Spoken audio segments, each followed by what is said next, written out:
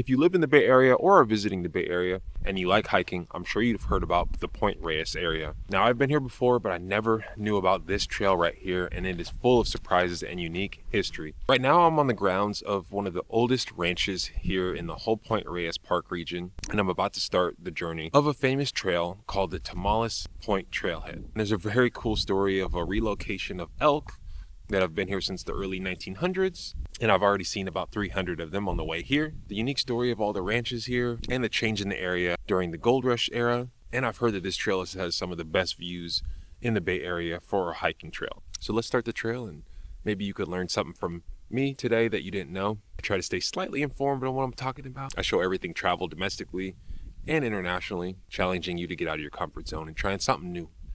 So make sure you subscribe, like this, and send it to your hiking buddies.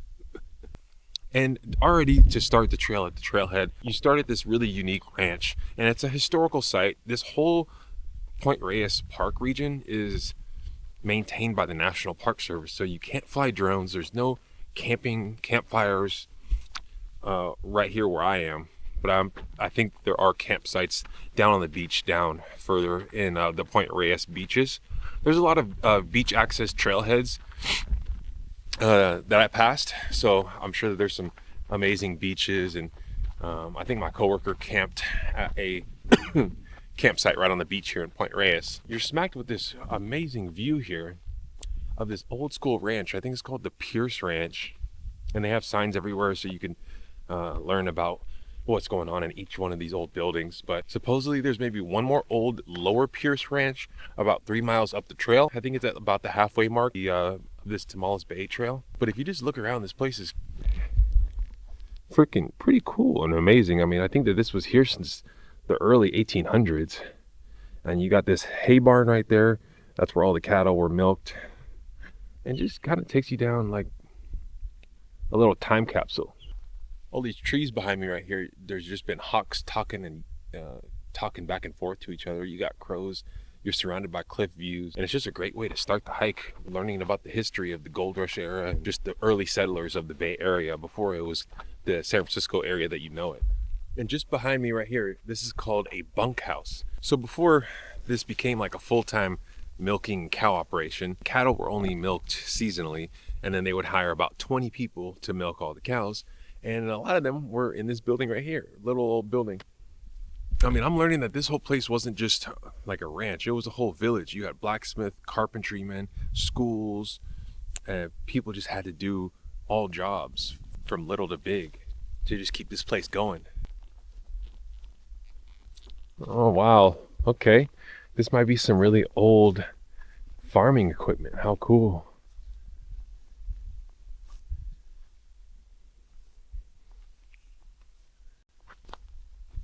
They've done a really good job preserving this place, I must say. And please tell me this is an outhouse. Wow.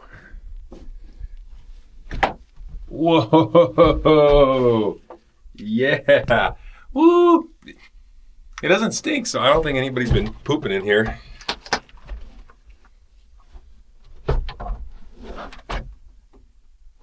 How cool.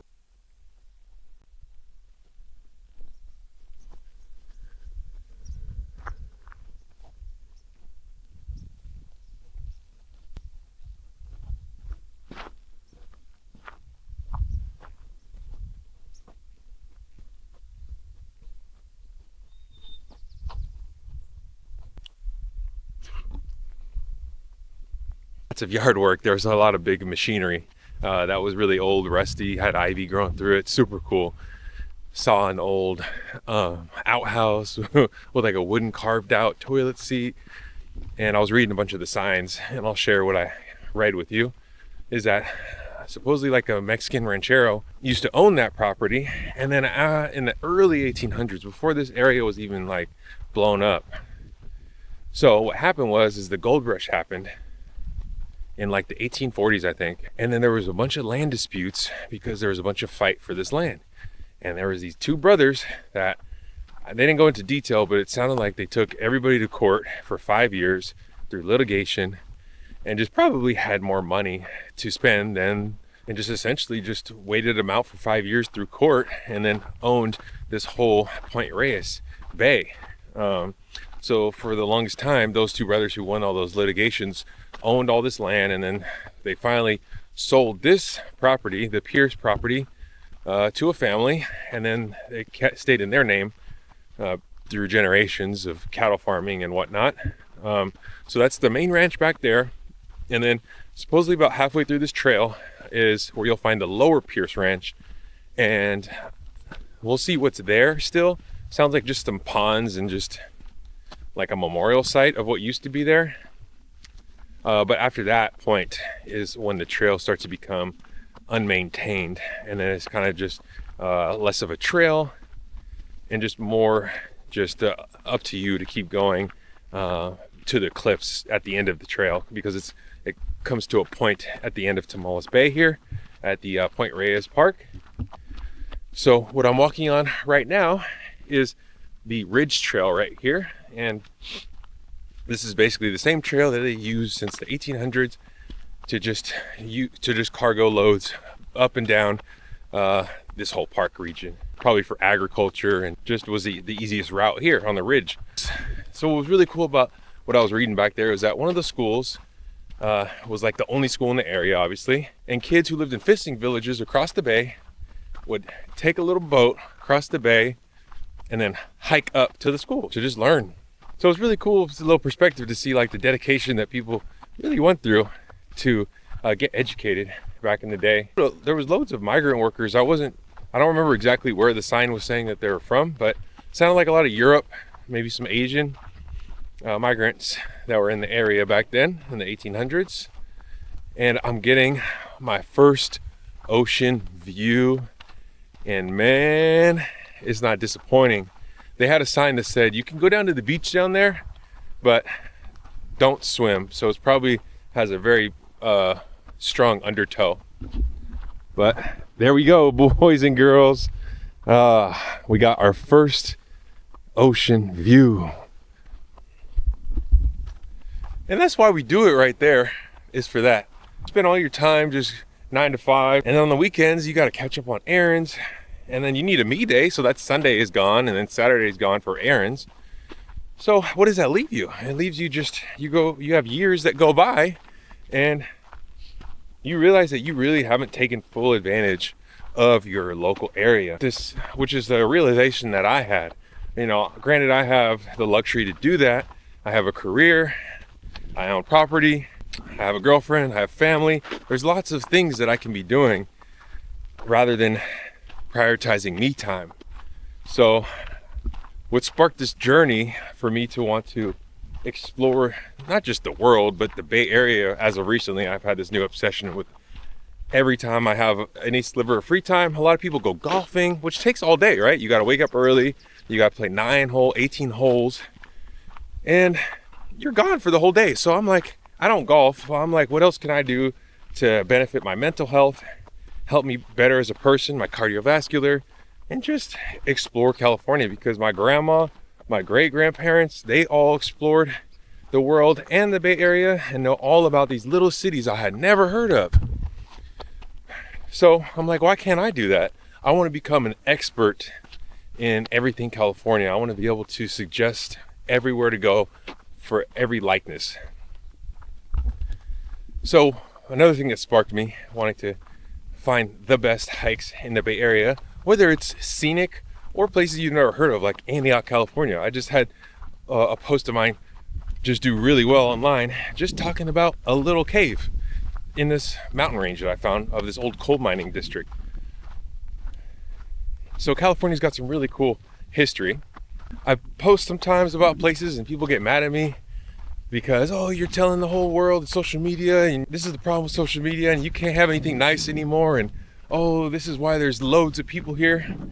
Well, yeah, I get that, but also I get the idea of go out and find the next hidden gem. Like, everybody's just so close-minded and thinks that the land belongs to them. Like, what about before somebody had this as their hidden gem secret?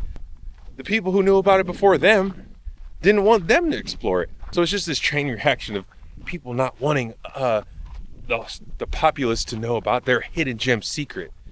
How about let's just share and then just keep that hunger for wanting to find new spots to explore, new hidden gems, places in your own city that you've never even heard of. There's just so many trails all throughout California, and you could really separate it into like 5 quadrants, you know, from like the northern California to all the way up to the Oregon border, the Eastern Sierra, central, Southern California, and like more inland Southern California as well. Like talking about like Palm Springs and stuff like that. I mean, we're the state with the most national parks in the United States. What do we have? 9 national parks here? If you really think that you know California, I want you to be able to name all 9 national parks here. I try to limit the amount of research that I do before I go to a place. I don't want to see pictures. I don't want to see reviews. I just want to experience it for myself. And it's for reasons like this, baby. Look at that. Green Point Reyes, Tomales Bay cliffs going into the very blue ocean. You can hear the strength of the waves. You got a fishing boat out there, birds soaring by, and you just listen. And I chose to come here on a Monday, right after the holidays. So A, so I can have it to myself, and B, so nobody hears me talking to a camera being annoying out in public.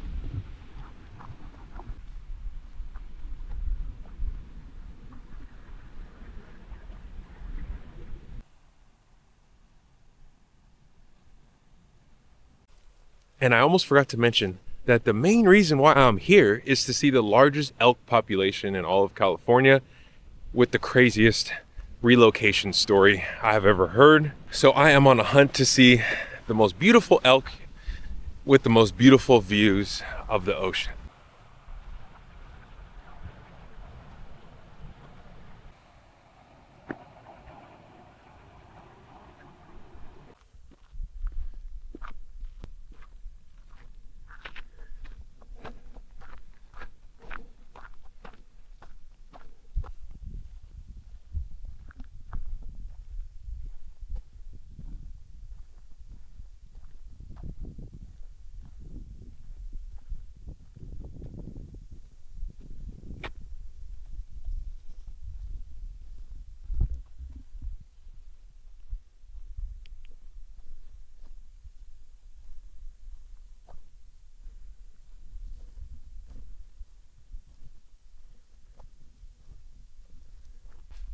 That was absolutely unreal.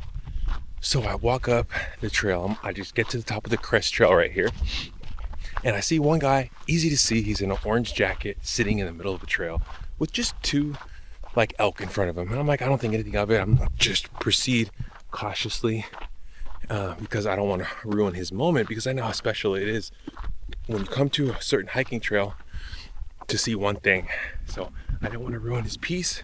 So I crept up, and as I'm creeping up, trying to be quiet, I'm like, oh, these elk might be used to people, so I'm not too worried about spooking them. But I see to the right, once the meadow on the right starts getting more visible, that there's just a herd of like 50 of them and 1 male with the huge antlers. So I stay there, I watch, and I make sure that he's okay if I pass. And I pass by, and then like 3 elk walk right in front of me, huge elk, right on the trail. And that was just marvelous, just seeing them all pooping and eating. It's just a buffet out here for these elk. And the story, I'll tell you about the story about them in a second. But oh my God, there's another little group right here. 1, 2, 3, 4, 5, 6, 7, 8, 9, 10, 11, 12, 13, 14, 15, 16, 17, 18, 19, 20. 20.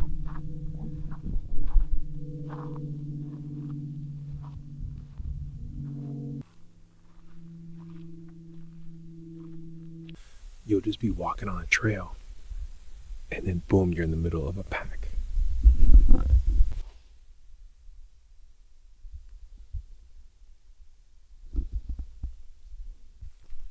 Now, the amount of elk that I've already seen on this trail, and I'm not even halfway done yet, has already made the trail that much worth it. There's something about seeing wildlife in places that you would have never expected.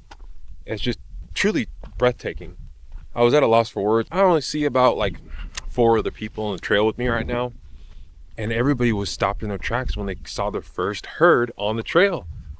It's just pure amazement, because normally when you see deer or elk in the wild, it's for a brief second and they've already seen you or smelt you and are starting to run away. But these guys, they're in such a protected area, and they're probably used to people, that they're not scattering away, and they're just there hanging out. You know, they'll look up to look at you every now and then. But the story of why there's so many elk here, why they're out of control, is because they were overhunted in the 1800s.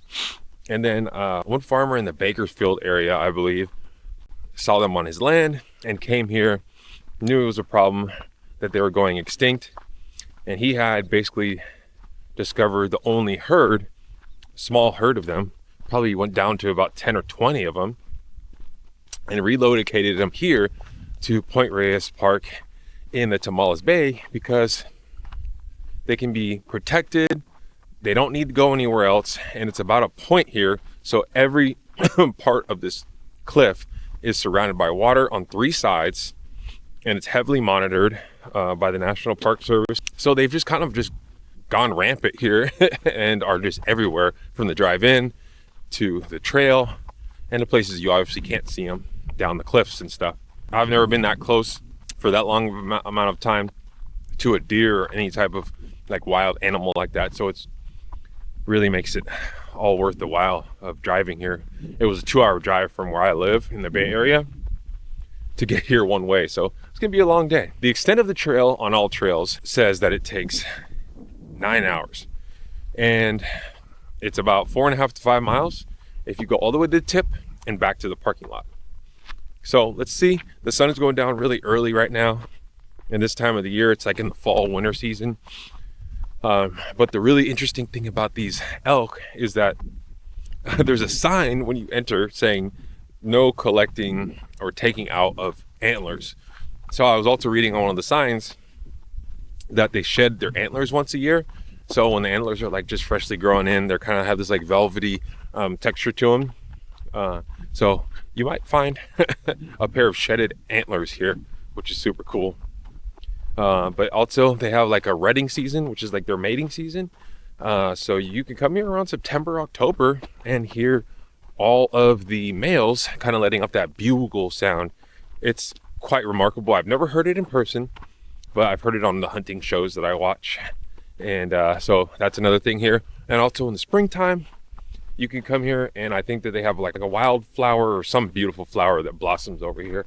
So I'm sure that that makes it amazing. Some things that I'm gonna bring with me next time. You can't fly a drone, but I would love to bring my camera with a good lens to get some really up close and personal shots of some elk.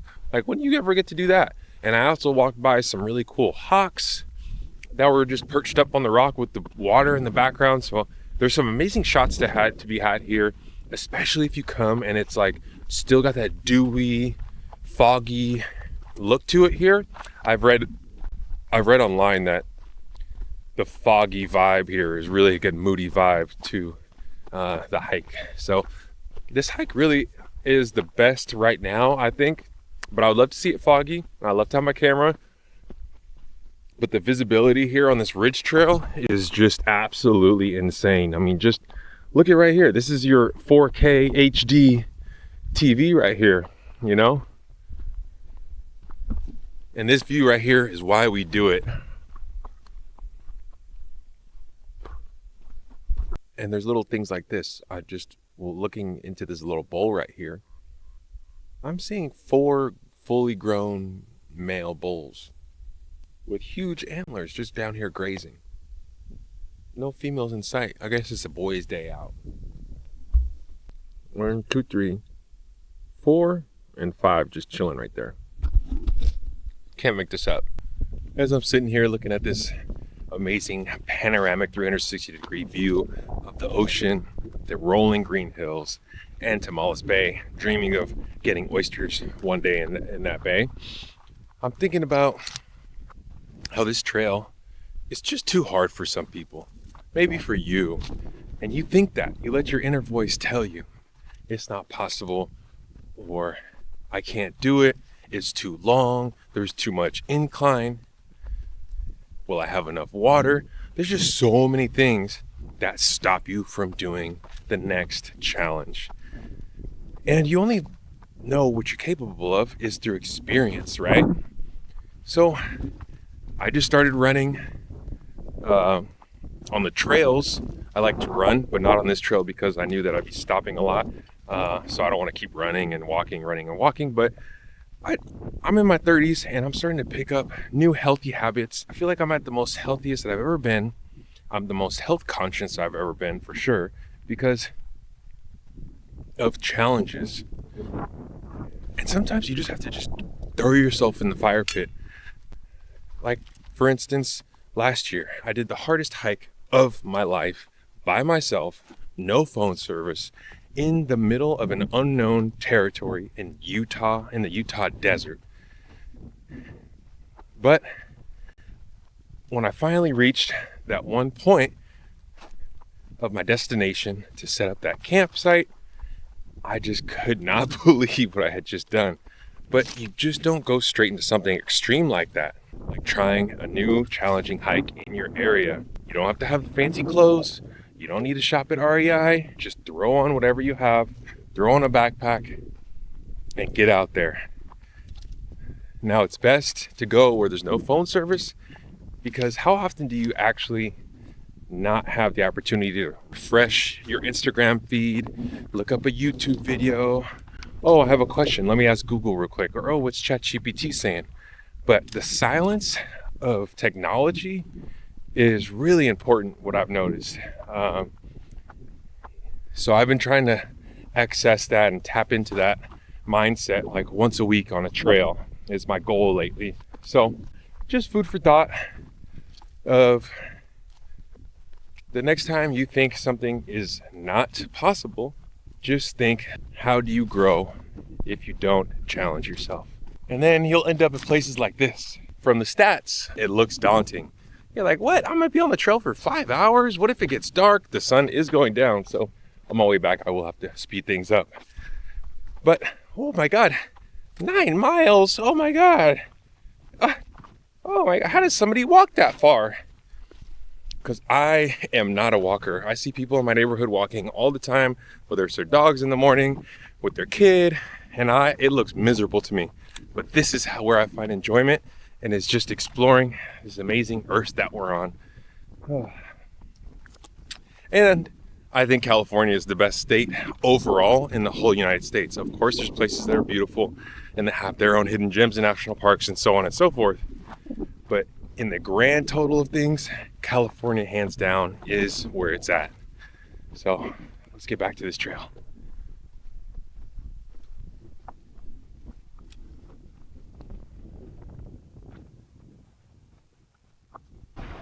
And we have officially made it to the tip of the Tomales Bay trailhead, and it is glorious. So right here, you'll have this little trail that leads you to this point, and I still have a little bit to go, but the sun is setting right here, and you've got this trail that we're gonna see how far it goes. Woo-hoo-hoo. And they warn you to be careful about falling off this cliff.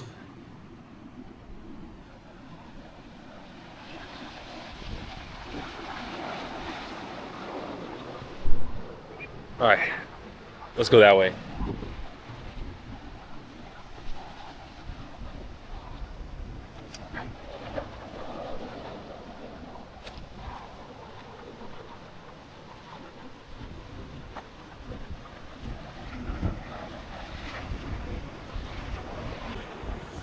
And this officially ends the trail.